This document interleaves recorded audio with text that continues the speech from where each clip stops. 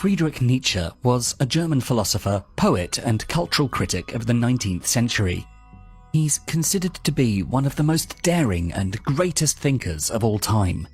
His work is revolutionary, aiming for a re-evaluation of all values. He was one of the biggest precursors of Existentialism, which emphasizes the existence of the individual person as a free and responsible agent, determining their own development through acts of will. By his famous words, "God is dead," Nietzsche moved the focus of philosophy from metaphysics to the material world and to the individual as a responsible person for his own life. Nietzsche wrote several books, and his teachings have shaped the lives of many people, from psychologists to poets, dancers to social revolutionaries. So with that in mind, here are 10 important lessons that we can learn from Friedrich Nietzsche. Number 1. Be a harmonious totality. Nietzsche says, one must still have chaos in oneself to be able to give birth to a dancing star. According to Nietzsche, each of us have two main sides to our personality: a rational one, the conscious, the responsible, the Apollonian side, and an instinctual one, the subconscious, emotional, Dionysian side. In Nietzsche's view, the way to achieve greatness, the way to achieve a harmonious totality, is to balance the two parts of yourself. The Apollonian side, Apollo being the Greek god of sun, of knowledge, and the Dionysian side, Dionysus being the complete opposite, the god of wine, fertility, and madness. There's a strong analogy between the duality of Dionysus and Apollo and the duality of yin and yang. Dionysus being similar to yin and Apollo being similar to yang. To have a balanced life, you have to be organized, responsible, logical, but at the same time leave room for the more artistic part of yourself, your creative side, your emotional side. To really shine like a dancing star like Apollo, the god of sun, you have to embrace your inner chaos.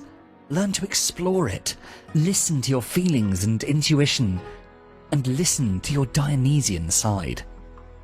Sometimes we use one side of our personality to excess at the expense of the other.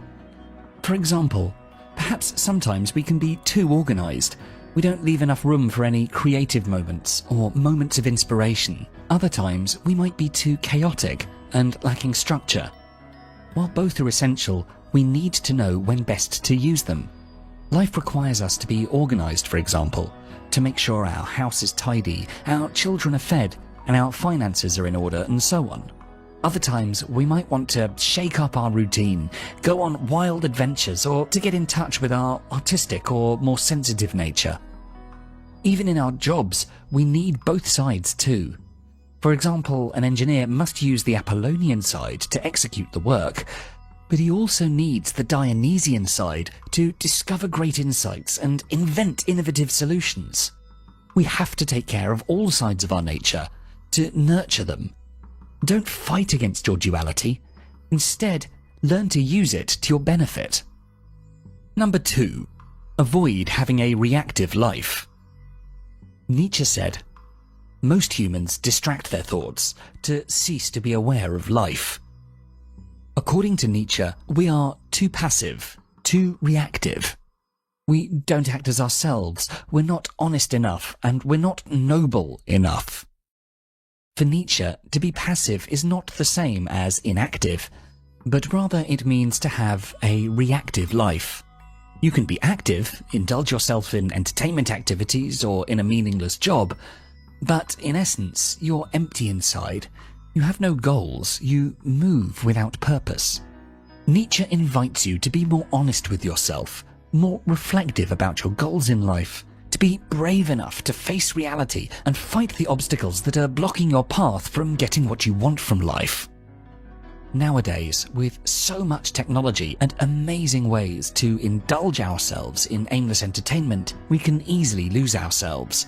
But according to Nietzsche, the worst thing you can do is to wait for life to happen to you as you distract yourself with these meaningless activities which don't benefit you in the long run. We're all afraid of reaching the heights we're capable of, and to justify that, we keep lying to ourselves by saying things like, I've never wanted to make a lot of money. I wasn't really interested in that person, or I didn't really want to visit that place. Nietzsche advises us to stop being a passive spectator and take our lives in our own hands. You can start by avoiding too much TV time, internet time, spending time with toxic people, or staying in a job which isn't beneficial for you in the long run, but instead ask yourself the hard questions and focus on what you want to get out of life. Number 3. Avoid holding resentment towards others.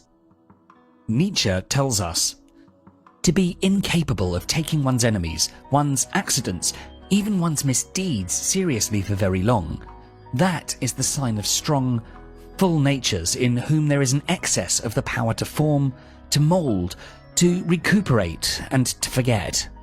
Such a man shakes off with a single shrug many vermin that eat deep into others. Resentment is a poison, and it can consume us deeply.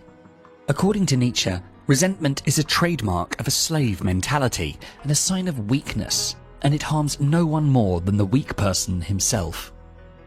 In contrast to a weak person, a noble person has an excess of life in himself. He is strong enough to forget and recuperate. However, his revenge can be strong and fast though, and he doesn't hold on to the memory of a painful episode for too long. If you're weak, it might be too difficult to avoid resentment. The secret is to replenish your soul with positive things, to live your life to the fullest, and not to mind the small people having a negative impact on us from time to time. This doesn't mean you won't keep others accountable for their mistakes, and that you won't act against them if justified. It just means that you won't let this affect your inner nature. If somebody close to you hurts you badly, you should see the reality as it is first. Accept the person as they are, take the immediate and necessary steps against that person, and afterwards, move on, forget, and don't hold on to any resentment. Also, on a more mundane level, don't complain about the bad things you encounter every day. Don't complain about the idiots, the government, crooks, bankers, malicious people. Instead, build yourself up. Face them from your superior ground. Be the better person, the noble person. Avoid arguing for your limitations and keep going towards your goals. Number 4. Don't blindly follow the masters. In the words of Nietzsche, don't just swallow the wisdom of the past masters of philosophy. Rather, strive to build your own path. Appreciate the masters from the past, but don't just follow them blindly. Nietzsche was an avid reader of past philosophies, starting from the ancient Greeks to more modern philosophers like Arthur Schopenhauer. However, at one point in his life, he denounced the past philosophies or reformulated the past philosophies into his own philosophy of life. He believed that finding his own path, his own philosophy, his own style of writing was crucially important. It is the process. You have to see happiness as a way to live your life or approach your goals. The happy moments are the flowers you pick up along the way on your endless journey to becoming a superhuman. So if you enjoyed this video, please do make sure to check out the full Philosophies for Life channel, and for more videos to help you find success and happiness using ancient philosophical wisdom, don't forget to subscribe.